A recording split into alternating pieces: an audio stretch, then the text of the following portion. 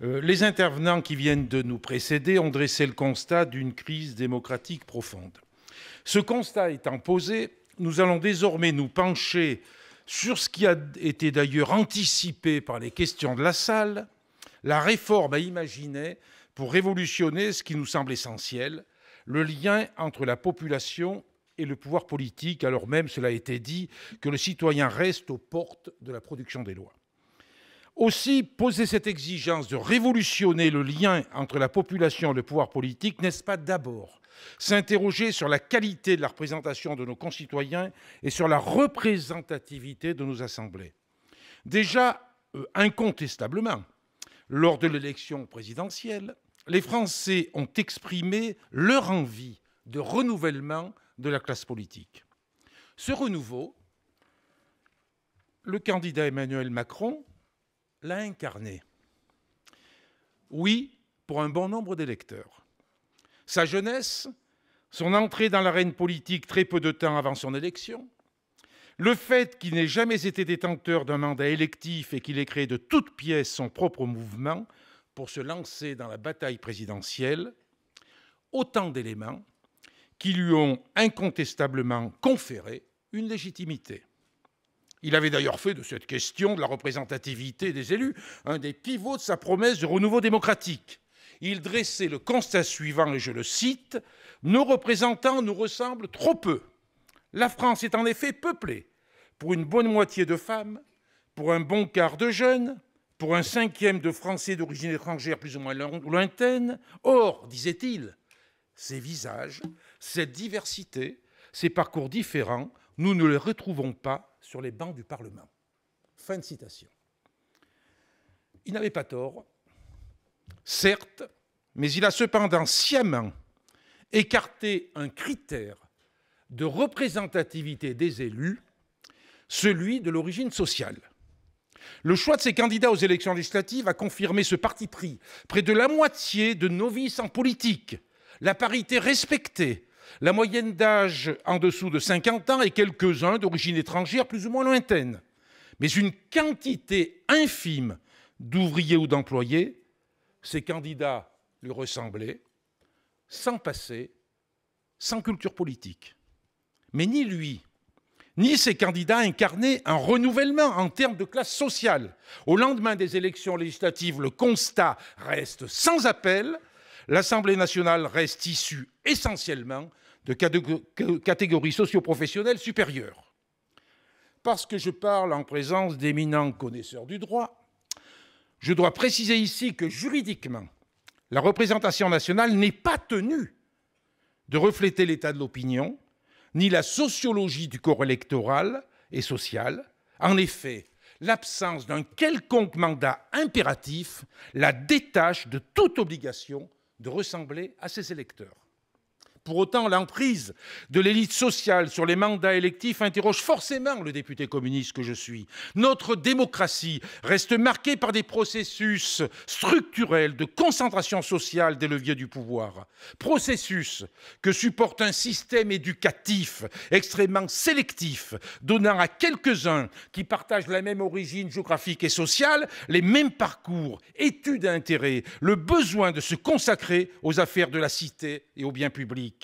Cette déformation sociologique de la représentation nationale n'est pas sans conséquence. Elle entraîne une fragilisation de la légitimité des institutions parlementaires. Sans compter, et nous en faisons aujourd'hui l'amère expérience, que les députés de la majorité, députés autoproclamés du Nouveau Monde, sont pour la plupart des députés hors sol, qui ignorent la réalité de la majorité des citoyens de notre pays dans les politiques publiques qu'ils accompagnent. Plus des élus représentants, certes, de la nation, par le scrutin actuel, mais loin d'être des élus miroirs de la société. Révolutionner le lien entre la population et le pouvoir politique, est-ce réduire le nombre de parlementaires, comme le souhaite le président Macron? Pour quelle raison? Pour quelle raison? L'argument de la surreprésentation de nos concitoyens dans nos assemblées n'en est pas un. Réduire d'un tiers le nombre de députés aboutirait à un député pour 171 500 habitants. Cela n'a pas d'équivalent au sein des démocraties européennes. Le président de notre Assemblée nous garantit qu'il ne s'agit pas non plus d'abaisser le coût de notre démocratie. Alors, quel est l'intérêt de ce choix? À leurs yeux, quel est l'intérêt? Je n'en vois qu'un. La stratégie de la confiscation du pouvoir. Avec moins de parlementaires, il y aura moins de possibilités d'être au contact des électeurs et moins de possibilités d'assurer une représentativité de qualité des territoires et des citoyens.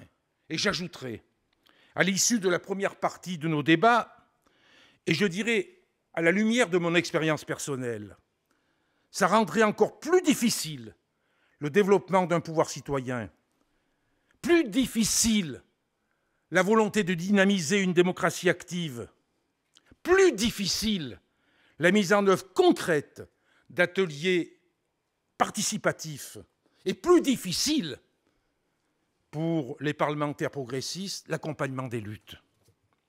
Aussi, je n'étonnerai personne ici en dénonçant avec force le geste démagogique et populiste du président Macron contre la représentation nationale, un geste qui procède d'un anti-parlementarisme primaire, un geste conforme à la conception hyper-présidentialiste des institutions qui anime le président Macron, mais aussi le président de l'Assemblée nationale. Alors, pour révolutionner le lien entre la population et le pouvoir politique, faudrait-il, comme le propose encore le président Macron, une simple dose de proportionnelle? Suffirait-il de restreindre le cumul des mandats dans la durée? Je crois que pour redonner du souffle à notre démocratie, il faut de véritables mesures fortes, ambitieuses et, disons-le, révolutionnaires. Ambition que n'a bien évidemment pas le président de la République, qui ne cherche avec sa réforme qu'à renforcer les travers de la Ve République avec une devise: renforcer le pouvoir exécutif, déjà hypertrophié, au détriment du pouvoir législatif, déjà maltraité. Pouvoir exécutif d'un gouvernement qui, il n'est pas superflu de le rappeler, ne tire pas sa légitimité des urnes. C'est pourquoi le gouvernement peut, comme c'est le cas aujourd'hui, être dominé par des experts, par des technocrates. Ceci ressemble-t-il à la population, comme cela semblait s'en soucier le candidat Macron? Les mesures ambitieuses pour révolutionner le lien entre la population et le pouvoir politique sont nombreuses. Cette introduction n'a pas vocation à les détailler. Avant de laisser la parole à tous ceux qui ont accepté de participer à ce colloque, j'avance juste quelques pistes, minimes parmi d'autres, pour lancer le débat que je devine déjà passionnant. Mettre fin à l'élection au suffrage universel direct du président de la République? Inverser le calendrier législatif? Et surtout, cela a été dit durant la première partie de notre débat, repenser et sans doute constitutionnaliser les outils de la démocratie directe et les modalités de la participation politique. Quelques pistes qui vont être enrichies sans aucun doute par nos éminents invités. Monsieur Bastien François, constitutionnaliste, Monsieur Roland Gori, psychanalyste, Madame Hélène Riot, ethnologue, et par notre table ronde qui se tiendra aussi avec des représentants non moins éminents.